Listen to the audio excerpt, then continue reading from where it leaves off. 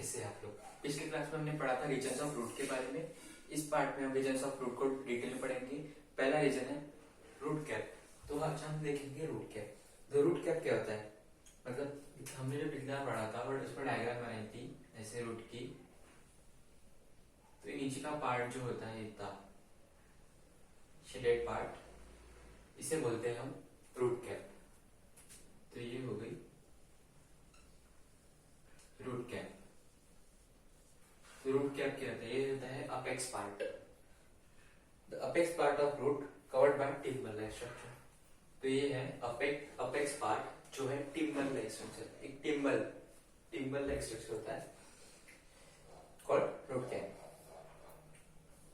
देखो अभी root cap क्या होता है। रूट कैप जो होते हैं वो हाइड्रोफाइट्स, जो पानी में बढ़ने वाले प्लांट्स हैं, उनमें रूट कैप अब्सेंट होती है। The root cap is absent in hydrophytes. At the places of root cap root pockets are present. मतलब इन हाइड्रोफाइट्स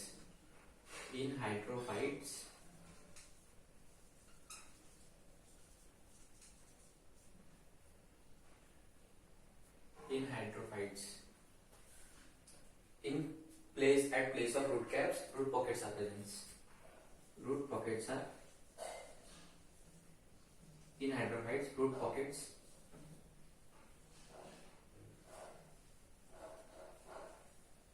are present. वे रूट पॉकेट्स क्या करते हैं, ये रूट पॉकेट्स एयर का ट्रांसफर करते हैं। मतलब exchange of air from surrounding to plants. मतलब प्लांट के अंदर बाहर से ऑक्सीजन वगैरह जो भी लगता है अंदर लेते हैं। अभी अगर देखो, अभी ये एक सिंगल रूट कैप है। अभी हम अगर एग्जांपल ले पाइन स्क्रू पाइन और पैंटानस, यहाँ पे लिखते हैं screw pine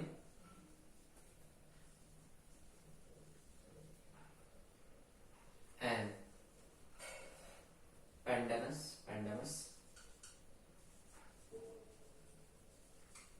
has multiple root cap होता है।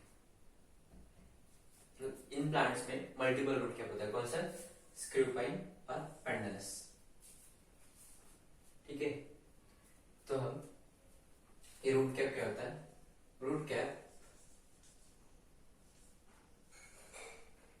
Is the apex. Root cap क्या होता है, एपेक्स।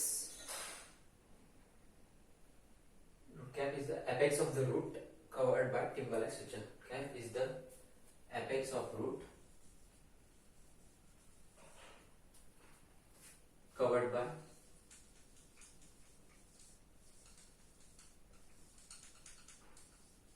टिम्बल लाइक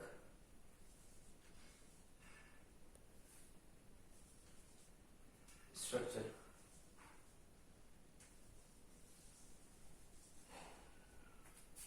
क्या होता है, root cap is the apex of the root, apex of root covered by thimble like structure.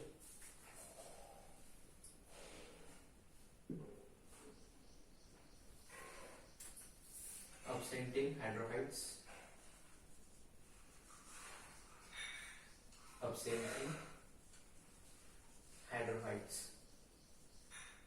क्या प्रेजेंट होता है हाइड्रोफाइट्स में? Root pockets. हाइड्रोफाइट्स में होता है रूट पॉकेट्स। लिख लो।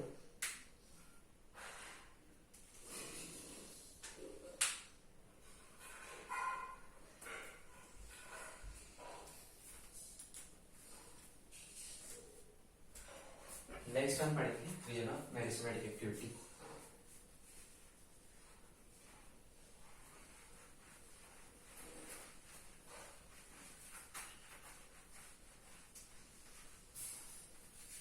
क्या पढ़ेंगे? Region of meristematic activity.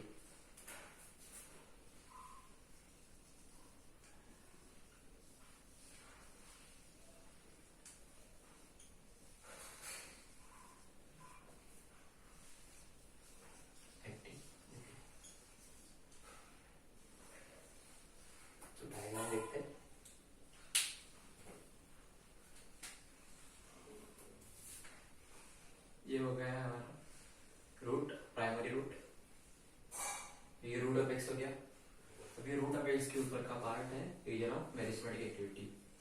कौन सा पार्ट है? Region of meristematic activity.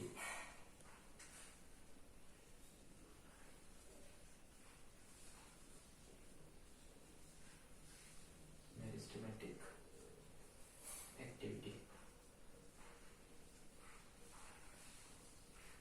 हाँ, तो रीजन ऑफ मेरिस्टेमेटिक एक्टिविटी, इस ये जो रीजन होता है ये थिन वॉल्ड होता है, मतलब ये जो वॉल है इसकी बहुत थिन होती है, डेलिकेट बोल सकते हैं, थिन होती है। और न्यूक्लियस प्रोमिनेंट होता है। मतलब प्रोमिनेंट कैसे? देखो, thin walled, wall thin, nucleus prominent. Prominent का मतलब होता है मोस्ट एक्टिव, प्रोमिनेंट यानी मोस्ट एक्टिव।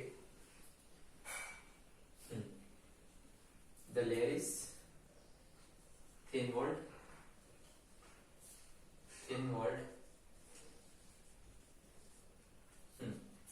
न्यूक्लियस कैसा? Prominent nucleus, prominent nucleus, prominent nucleus यानी मोस्ट एक्टिव, मोस्ट एक्टिव। इनका जो न्यूक्लियस होता है वो सबसे ज्यादा एक्टिव होता है।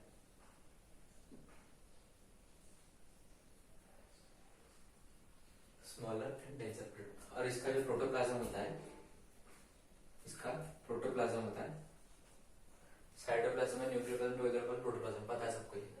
इसका प्रोटोप्लाज्म होता है,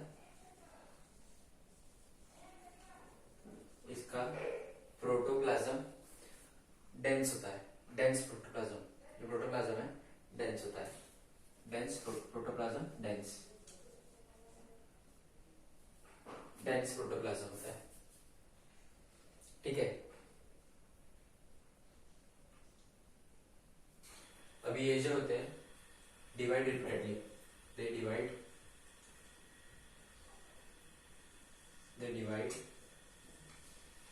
repeatedly to increase number of cells। मतलब साइज बढ़ाने के लिए, नंबर ऑफ सेल्स बढ़ाने के लिए वो कंटिन्यूसली डिवाइड होते हैं, divide repeatedly to increase number of cell,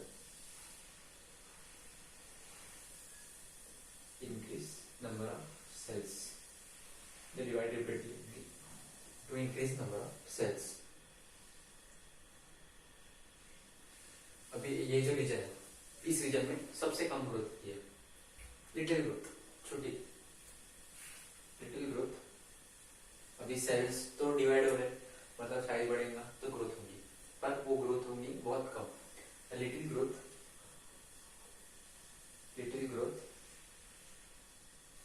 takes place in this region। ठीक है, लिख लो।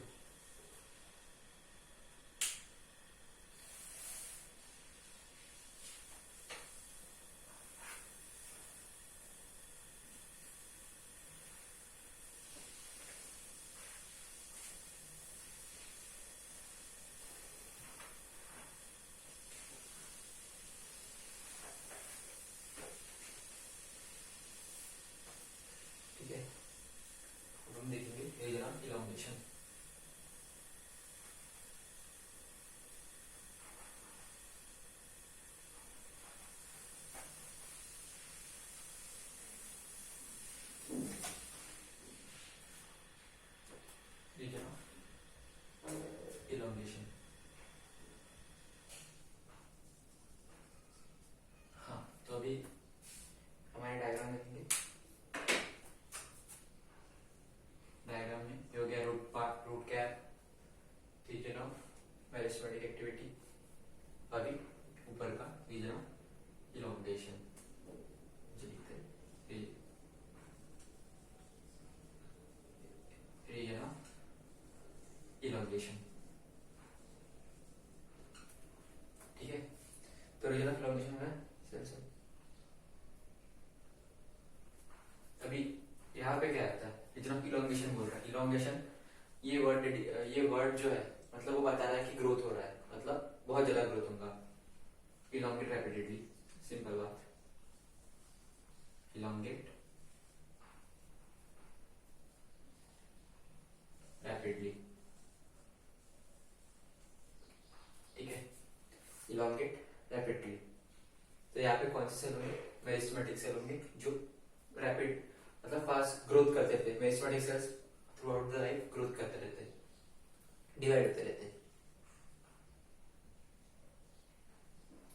फिर इसमें क्या होगा, size and volume of the cell increases, size and volume, size and volume increases, size and volume increase हो रहा है, ठीक है।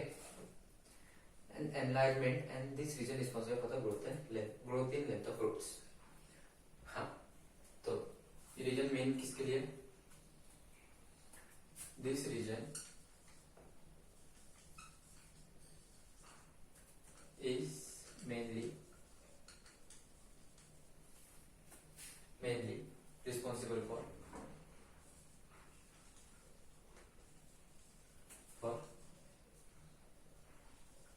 growth and elongation of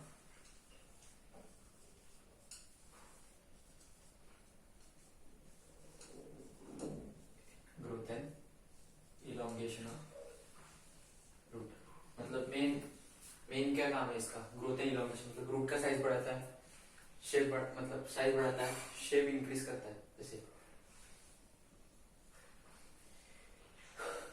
इसमें कौन सा सेल होता है, has meristematic cells, has meristematic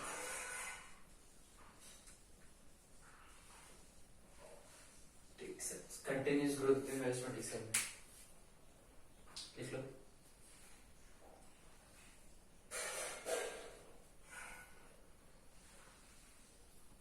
वे पढ़ेंगे रीजन ऑफ मैच्योरेशन।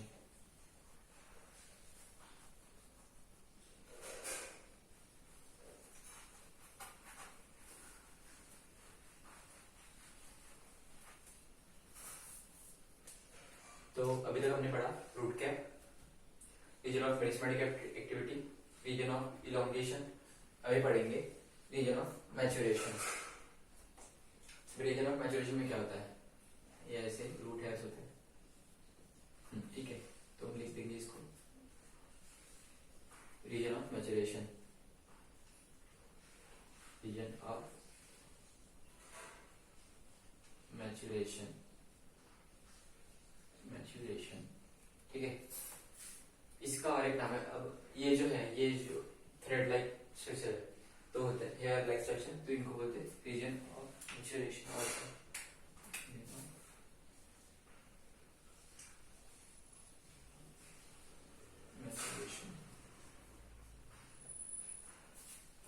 हाँ, तो रीजन ऑफ मैच्योरेशन को और एक नाम बोलते हैं रूट हेयर रीजन,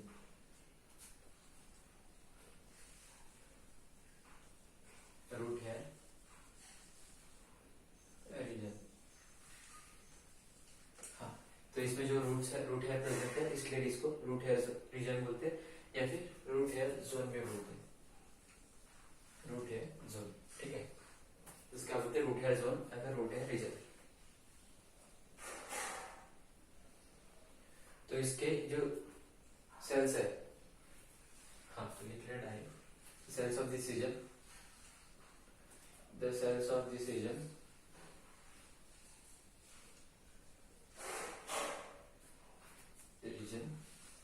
इस रीजन के सेल्स है इलोंगेट ग्रेजुअली इलोंगेट होते हैं, gradually this region gradually elongate gradually elongate gradually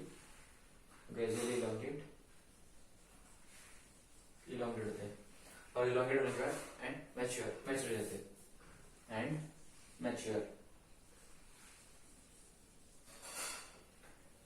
elongate हो गए, मैच्योर हो गए, इसके बाद डिवाइड नहीं होंगे, या फिर elongate एक बार अगर मैच्योर हो जाता है उसके बाद elongate नहीं होंगे, ठीक है। मैच्योर हो गया, मतलब मैच्योर और मैचुरेशन। अब ये मैच्योर हो गया इसलिए इसको क्या बोलते हैं, region of maturation, hence called region of maturation, hence called region of maturation। ठीक है, अभी इसके फंक्शन क्या है, absorption of water and minerals takes place through this zone. तो main function, main function absorption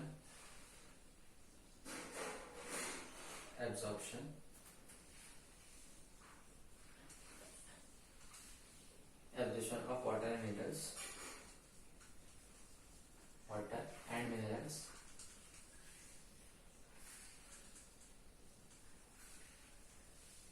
takes place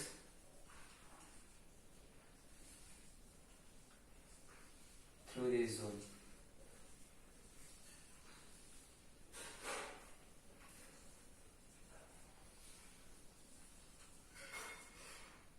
ठीक है, तो ये हो गया रूट जोन बोलते हैं इसको। फिर ग्रेजुअली इलोंगेट होता है और मैच्योर होते हैं इसलिए बोलते हैं रीजन ऑफ मैच्योरेशन। फिर मेन फंक्शन है absorption of water and minerals from the soil takes place through this zone. ठीक है, लिख लो।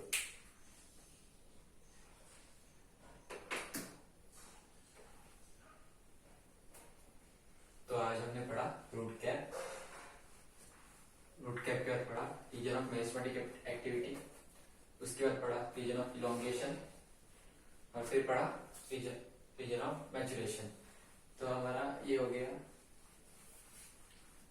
खत्म हो गया अभी region of region of root खत्म हो गया। नेक्स्ट पार्ट में पढ़ेंगे हम लोग मॉडिफिकेशंस ऑफ द रूट। ठीक है।